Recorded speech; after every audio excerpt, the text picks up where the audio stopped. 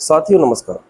मैं राहुल कुमार शर्मा एक बार फिर से आपका स्वागत करता हूं अपने YouTube चैनल पर। साथियों, क्या सोशल मीडिया पर अचानक वायरल हुई कॉकरोच जनता पार्टी को लेकर आरएसएस चिंतित है? क्या जेन जी यानी नई पीढ़ी मौजूदा राजनीति से नाराज है? और आखिर आरएसएस के वरिष्ठ नेता सुनील अंबेकर ने ऐसा क्यों कहा कि अगर 1947 में संघ मौजूद होता तो भारत का बंटवारा कभी नहीं होता? इन सभी सवालों पर आया है आरएसएस का बड़ा और बेहद महत्वपूर्ण बयान। आज की इस वीडियो में हम जानेंगे कि आरएसएस आखिर कॉकरोच जनता पार्टी को कैसे देखता है, जेन जी को लेकर उसकी क्या सोच है, पाकिस्तान के साथ बातचीत पर संघ का क्या रुख है और क्यों 1947 के बंटवारे को लेकर एक बार फिर नई बहस शुरू हो गई है।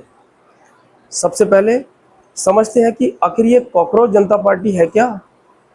पिछले कुछ समय से सोशल मीडिया पर एक नया नाम तेजी से वायरल हुआ है, कॉकरोच जनता पार्टी यानी सीजेपी।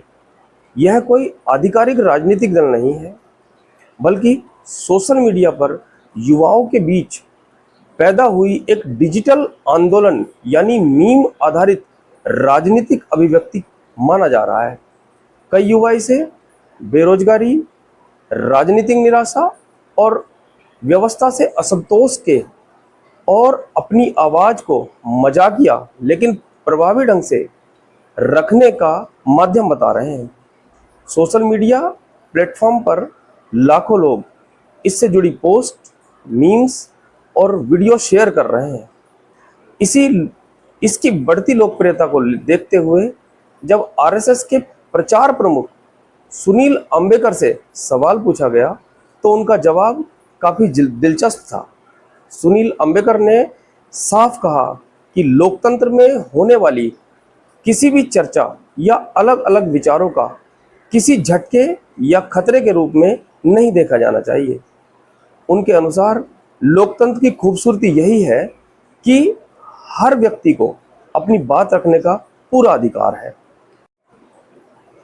उन्होंने कहा कि भारत में लोकतांत्रिक संस्थाएं मजबूत हैं, चुनाव पारदर्शी है, मीडिया स्वतंत्र है, सोशल मीडिया खुला है और राजनीतिक दल भी अपनी जिम्मेदारी निभाने में सक्षम है। अंबेडकर का कहना है कि भारत का लोकतंत्र इतना मजबूत है कि वह हर तरह की आवाज और भावना को अपने अंदर समाहित कर सकता है। यानी आरएसएस की तरफ से सीजेपी को लेकर कोई घबराहट या चिंता नहीं दिखाई देती, बल्कि उनका कहना है कि यह भी लोकतंत्र की सामान्य प्रक्रिया का एक हिस्सा है। आज भारत की सबसे बड़ी आबादी युवाओं की है और इसी युवा वर्ग को दुनिया जेन जी के नाम से जानती है। कई राजनीतिक विश्लेषक मानते हैं कि सोशल मीडिया पर उभरने वाले अधिकांश ट्रेंड और डिजिटल आंदोलन इसी पीढ़ी से आते हैं। लेकिन आरएसएस की नज़र में जेन जी आखिर कैसी है? सुनील अंबेकर ने कहा कि भारत का युवा वर्ग बेहद आशावादी है। उन्हें देश पर भरोसा है, लोकतांत्रिक व्यवस्था पर भरोसा है और वे संवैधानिक दायरे के अंदर रहकर अपनी बात रखते हैं। उनका मानना है कि युवा समस्याओं को पहचानते हैं, सवाल भी पूछते हैं, लेकिन साथ ही लोकतांत्रिक समाधान में भी विश्वास रखते हैं। यह बयान इसलिए महत्वपूर्ण है क्योंकि पिछले कुछ समय से सोशल मीडिया पर यह चर्चा चल रही थी कि युवा राजनीति से नाराज हो रहे हैं, लेकिन आरएसएस का दावा है कि युवाओं का भरोसा अभी भी भारतीय लोकतंत्र पर कायम है। अब बात करते हैं उस मुद्दे की जिसने सबसे ज्यादा राजनीतिक चर्चा पैदा की। आरएसएस के सह सरकारवाह दत्तात्रेय होसबोले ने हाल ही में कहा था कि पाकिस्तान के साथ बातचीत की खिड़की हमेशा खुली रहनी चाहिए। इस बयान पर जब सुनील अंबेकर से सवाल पूछा गया तो उन्होंने कहा कि संघ हमेशा से बातचीत और संवाद में विश्वास रखता है। उन्होंने स्पष्ट किया कि सरकार से सरकार की बातचीत एक राजनीतिक और कूटनीतिक विषय है। आरएसएस उसमें हस्तक्षेप नहीं करता, लेकिन लोगों के बीच बातचीत सांस्कृतिक रिश्ते और सामाजिक संपर्क बने रहने चाहिए। उनका मानना है कि जब आधिकारिक स्तर पर बातचीत रुक जाती है तब भी लोगों के बीच संपर्क भविष्य में समाधान का रास्ता तैयार कर सकता है। हालांकि उन्होंने यह भी दोहराया कि राष्ट्रीय सुरक्षा और आतंकवाद के मुद्दे पर भारत को हमेशा सख्त रुख अपनाना चाहिए। अब आते हैं उस बयान पर जिसने सबसे ज्यादा सुर्खियां बटोरी।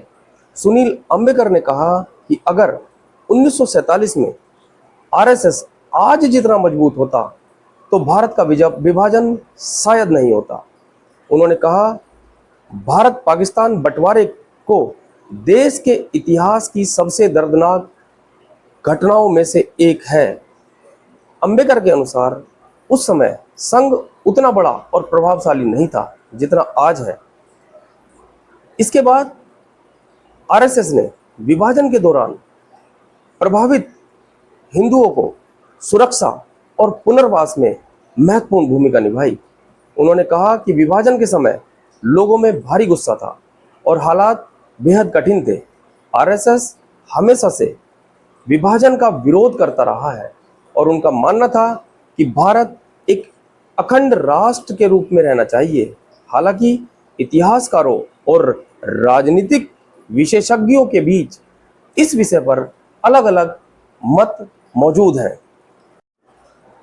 साथियों, कुछ लोग मानते हैं कि विभाजन उस समय की राजनीतिक परिस्थितियों का परिणाम था, जबकि कुछ लोग मानते हैं कि अलग फैसलों से इतिहास की दिशा बदल सकती थी। अगर पूरे बयान का विश्लेषण किया जाए तो आरएसएस ने 3 बड़े संदेश देने की कोशिश की है। पहला, भारतीय लोकतंत्र मजबूत है और सोशल मीडिया पर उठने वाली नई आवाजों से घबराने की कोई जरूरत नहीं है। दूसरा, जेन ज़ी को व्यवस्था विरोधी नहीं बल्कि लोकतांत्रिक और आशावादी पीढ़ी के रूप में देखा जा रहा है। और तीसरा, संघ अपने ऐतिहासिक दृष्टिकोण को दोहराते हुए बंटवारे को एक बड़ी त्रासदी मानता है। यानी एक तरफ भविष्य की पीढ़ी पर भरोसा जताया गया है तो दूसरी तरफ इतिहास के पुराने घावों को भी याद किया गया है। तो दोस्तों, आरएसएस के इस बयान पर आपकी क्या राय है? क्या कॉकरोच जनता पार्टी जैसी सोशल मीडिया मूवमेंट लोकतंत्र को मजबूत बनाती हैं? क्या जेन ज़ी सच में देश के भविष्य को बदल सकती है? और आपको क्या लगता है कि 1947 का इतिहास अलग हो सकता था? अपनी राय कमेंट बॉक्स में ज़रूर बताएं। अगर वीडियो पसंद आया हो तो लाइक करें, सब्सक्राइब करें और इस वीडियो को शेयर करें। मैं आपसे मिलूंगा अपनी अगली वीडियो में एक और बड़े विश्लेषण के साथ। जय हिंद, धन्यवाद।